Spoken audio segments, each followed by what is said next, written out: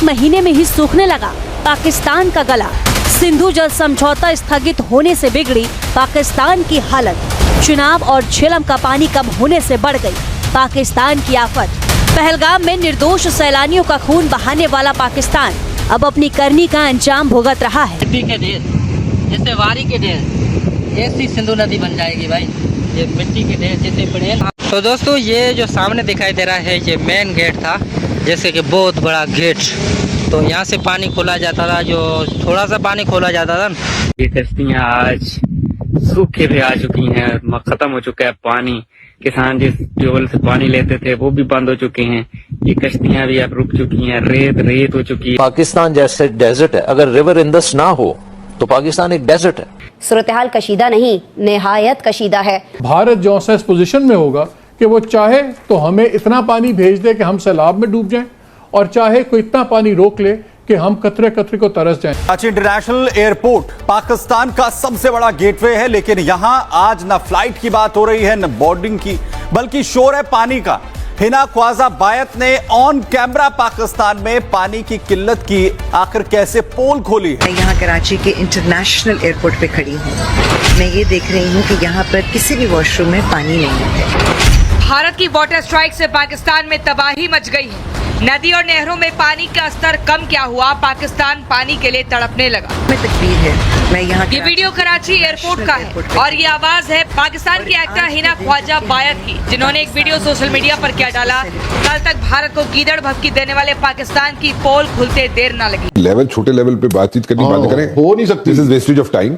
ठीक है, और आप सीधा जाएं ट्रंप के पास, क्योंकि उसने सीजफायर करवाया। उधर दोनों हेड ऑफ स्टेट बैठे, इंडिया के भी पाकिस्तान के भी, और उसको बोले जी ये दो इश्यूज तो आप सॉर्ट आउट करा दें, बाकी हम आपस में कर लेंगे। ठीक है ना, आप इस अपॉर्चुनिटी को लूज ना करें, ये कभी नहीं आएगी। ये रब ने आपको दी है। और अजय बंगा जो कि वर्ल्ड बैंक के इस वक्त जो है चेयरमैन है, उन्होंने बोला कि हम कोई भी मामले में फैसिलिटेट नहीं करेंगे। और इंडिया भी तकरीबन कोई 200 दिन अपना पानी स्टोर कर सकता है। वो ये है कि दोनों पार्टीज आपस में ही बैठकर इस मामले को सॉर्ट आउट करेंगी। वर्ल्ड बैंक का इसकी अमलदारी कराने में अब मजीद कोई किरदार नहीं होगा। जो आप करेंगे तो अगला बंदा वही आपसे करेगा। ये एक बड़ी अहम बात है। वो कहते हैं कि ये जो यूनिवर्स है, इसको तुम जो दोगे तुम्हें वही मिलेगा। दोस्तों, पाकिस्तान ने ये सोच रखा था कि हर चीज टेक इट फॉर ग्रांटेड है, जो भारत का है वो हम लेते रहेंगे, हमें कोई कुछ नहीं कहेगा। आप देखिए कितने सालों से, पिछले 75-77 सालों से ये भारत के अंदर उल्टे सीधे काम करते रहे, अपने टेररिस्ट भेजते रहे। तब कांग्रेस की सरकार थी, कुछ नहीं होता था। उसके बाद इनको कई बारी नोटिस भेजा गया। मोदी सरकार ने तो पता नहीं कितनी बारी भेजा कि भैया वाटर ड्यूटी है, इसका तुम आके वो कर लो। कोई फर्क ही नहीं पड़ता इनको, इधर कौन रोकेगा। आप देखिए किस तरह धमकियां दे रहे थे ये, कि पानी नहीं मिलेगा तो खून बह जाएगा। अब देख लो इनकी क्या हालत हो गई दोस्तों। पानी सूख चुका है, और सबसे बड़ी बात ये है दोस्तों कि जो इनका इंटरनेशनल एयरपोर्ट है, आप सोचिए वहाँ पे पानी नहीं है, ना धोने के लिए ना पीने के लिए। इससे बड़ी और क्या बेइज्जती होगी इनकी। खुद इनकी एक्ट्रेस जो है वो वीडियो बना कर डाल रही है, पूरी दुनिया के अंदर ये वीडियो वायरल हो चुका है, और पाकिस्तान की औकात सबको पता लग चुकी है कि ये कितना पानी के अंदर है, जो धमकियाँ दे रहा था भारत जैसे देश को। कमेंट्स कीजिएगा दोस्तों, वीडियो को लाइक और चैनल सब्सक्राइब जरूर कीजिएगा। मैं यहाँ कराची के इंटरनेशनल एयरपोर्ट पे खड़ी हूँ। मैं ये देख रही हूँ कि यहाँ पर किसी भी वॉशरूम में पानी नहीं है। लोग वजू करना चाह रहे हैं, नमाज पढ़ना चाह रहे हैं, बच्चों को लेकर वॉशरूम जाना चाह रहे हैं, और पानी नहीं है। हमारे एयरपोर्ट्स का, हमारे इंस्टीट्यूशंस का, हमारे सिस्टम्स का ये हाल क्यों हो गया है? और कोई इस चीज़ को मानने के लिए राजी नहीं है कि ये गलतियाँ हैं जिनको ठीक करने की जरूरत है। इंडिया ने इसी टाइम में तकरीबन 2000 डैम बना चुका है इंडिया, और इन तमाम मुल्कों में और बेहतरीन सस्ती तरीन बिजली उससे 1.5 से पौने 2 रुपए पर यूनिट पड़ रही है, वो उनको पड़ रही है। और इंडिया भी तकरीबन कोई 200 दिन अपना पानी स्टोर कर सकता है। अब देखें, पानी के रिसोर्सेज से सबसे पहले उन्होंने अपनी डेवलपमेंट पानी के साथ की है। अब स्पेरिटी देखते हैं, उसकी जो अंडरपिनिंग है, उसमें जो ग्रोथ आई है वो शुरू उस वाटर इकोनॉमी से हुआ है। और उसके साथ साथ आप देखें कि वो 10, मैं देख रहा था कि पाकिस्तान जैसे डेजर्ट है, अगर रिवर इंदस ना हो तो पाकिस्तान एक डेजर्ट है। सोमालिया बन जाएगा।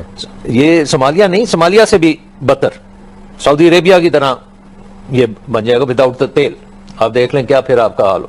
بلکہ یہ پاکستان کے سارے میڈیا نے اس کو رپورٹ کیا ہے کہ چناب کا جو دریا ہے وہ خشک ہو گیا. اچھا، ہمیں یہ کہا گیا کہ جی ایک تو ایکٹ آف وار سمجھا جائے گا، دوسری بات یہ کہی گئی کہ انڈیا کے پاس اتنی کیپیسٹی ہی نہیں ہے کہ وہ یہ پانی روک سکے. یعنی ان کے پاس اس وقت ریزروائر کا جو ایک ڈیمز ہے یا کوئی ایسی چیزیں ہیں وہ نہیں ہے جس کی وجہ سے اس پانی کو فوری نہیں روکا جا سکتا. یہ ہم نے سنا، ہمارے لوگوں سے ہم نے سنا، ہمارے جو اوپر بیٹھے ہوئے منسٹرز ہیں، پرائم منسٹر ہیں یا باقی لوگ ہیں، ان سے ہم نے یہ بات سنی. اب پانی بھی روکا گیا. اب پتہ نہیں کہ پانی روکا گیا کیسے روکا گیا. وہ پانی گیا تو کہاں گیا؟ یعنی 40,000 کیوسک فٹ اور 5,000 کیوسک فٹ، 35,000 کیوسک فٹ کا جو پانی ہے چناب کا وہ غائب ہے. اب اس کا جواب تو میں کہتا ہوں کہ انڈیا سے زیادہ ہمیں پاکستان کی اتھارٹی سے چاہیے کہ ایک تو یہ کہ ایکٹ آف وار کی جب بات کی تھی تو کیا اب جنگ کیا پانی کے اوپر ہوگی بھی کہ نہیں ہوگی؟